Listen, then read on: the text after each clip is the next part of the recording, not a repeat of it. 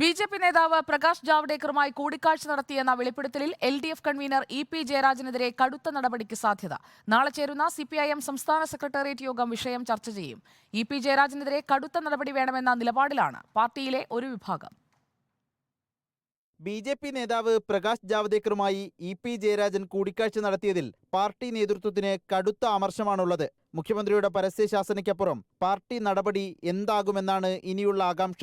തെരഞ്ഞെടുപ്പ് വിലയിരുത്തലിനായി നാളെ ചേരുന്ന സംസ്ഥാന സെക്രട്ടേറിയറ്റ് യോഗം വിഷയം ചർച്ച ചെയ്യും. വിവാദ കൂടിക്കാഴ്ചയിൽ ദേശീയ നേതൃത്വവും വിവരങ്ങൾ തേടിയിട്ടുണ്ട്.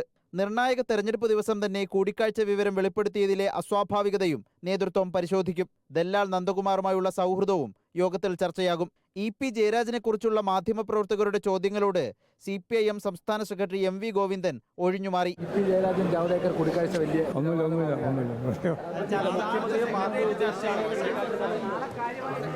ഇപ്പോഴുണ്ടായ വിവാദം പ്രതിപക്ഷ മാധ്യമ ഗൂഢാലോചനയെന്നാണ് ഇ.പി. ജയരാജന്റെ മറുപടി.